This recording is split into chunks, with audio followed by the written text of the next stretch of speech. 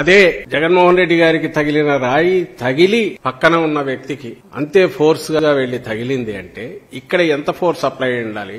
ఈయన కనుగుడ్డు కూడా ప్రమాదమైంది, ఇప్పుడు రెటీనాకు ఇదవుతోంది అనేంత ప్రమాదం శ్రీనివాస్ అయితే దానికి ముందు తగిలిన జగన్మోహన్ రెడ్డి గారికి ఎంత ఫోర్స్ గా తగిలి ఉంటుంది అనేది ఒకసారి గమనిస్తే, ఇది కింద నుంచి ఎవరో విసిరితే దాని ట్రాజెక్టరీ పైకి వచ్చి బస్సు మీద పడిపోతుంది.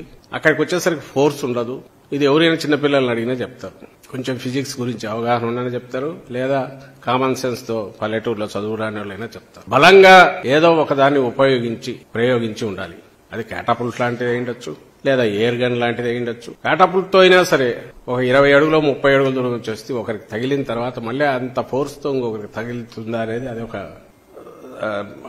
అనుమానించాల్సిన విషయం. అది సో ఏదైనా బలమైన దీన్ని అంటే బాగా పవర్ఫుల్ గా ఎజెక్ట్ చేయగలిగిన దాన్ని ఉపయోగించి ఎయిర్ గన్ లాంటిదో ఇంకొకటో దీన్ని ప్రయోగించారేమో అని అనిపిస్తుంది.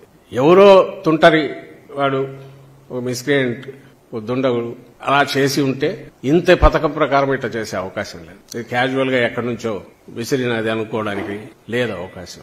అలాగే నేరుగా వచ్చి తగిలిన స్పాట్ అది చూశాక ఎవరికైనా భయం వేస్తుంది. రాష్ట్రం మొత్తం వైఎస్ఆర్ కాంగ్రెస్ పార్టీ కార్యకర్తలే కాకుండా అభిమానులు, ప్రజాస్వామ్యవాదులు అందరూ బాధపడ్డారు, ఆందోళన చెందారు. రాజకీయ విభేదాలకో లేకుంటే పార్టీల అభిప్రాయాలకు అతీతంగా ప్రధాని మోడీ గారితో సహా ఇమీడియట్ రియాక్ట్ అయ్యారు. ఇంకా చాలా మంది నాయకులు, తమిళనాడు ముఖ్యమంత్రి గారు, వెస్ట్ బెంగాల్ ముఖ్యమంత్రి గారు అందరూ రియాక్ట్ అయ్యారు, ఖండించారు. తెలంగాణ నుంచి కేటీఆర్ గారు కూడా అనుకుంటా ఇంకా చాలా మంది రియాక్ట్ అయినట్టున్నారు, ఖండించారు. ముక్తకంఠంతో దీన్ని ఖండించారు. త్వరగా కోలుకోవాలని కోరారు. చంద్రబాబు నాయుడు గారు కూడా ఖండించారు. ఆయన పనిలో పనిగా ఎవరి మీద బాధ్యుల మీద చర్యలు తీసుకోవాలి కూడా కొంచెం కూడా అడిగినట్టున్నారు. సరే, పొద్దులేసి వాళ్ళ మీడియా చూసాం, అలాగే ఆ నాయకుల ధోరణి చూస్తున్నాం. నాకు అర్థం కాని విషయం ఏంటంటే, ఎవరన్నా మన మీద అటెంప్ట్ చేసినప్పుడు వాడు ఎవడై ఉంటాడు, ఎందుకు చేసి ఉంటాడు, వాడిని త్వరగా పట్టుకొని అసలు విషయం బయటికి లాగాలి అనేది ఎవరైనా అడగాలి. వీళ్ళు ఇమ్మీడియట్ రియాక్షన్ భద్రతా వైఫల్యము, పోలీసులు ఏం చేస్తున్నారు, లేకపోతే కరెంటు ఎందుకు తీశారు, వీళ్ళ నిర్లక్ష్యము, వాళ్ల నిర్లక్ష్యము, చేతకాంతనము. అంటే ఇక్కడ విలన్ ఎవడైతే అటాకర్ ఉన్నాడో వాడి మోటివ్స్ ఏంటి, వాడి వెనక ఎవరున్నారు. జగన్మోహన్ రెడ్డి గారి లాంటి నాయకుడి మీద అటాక్ చేయాలనుకోవడం ఎందుకు, దాని వెనక ఎవరైనా ఉన్నారా, ఇవి చూడమనడం బానే ఉంటుంది.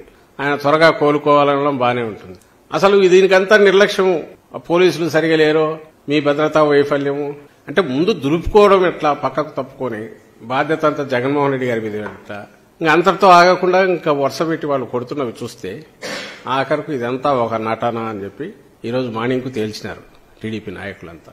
బహుశా ఇది కూడా మీరందరూ గమనిస్తూ ఉంటారు.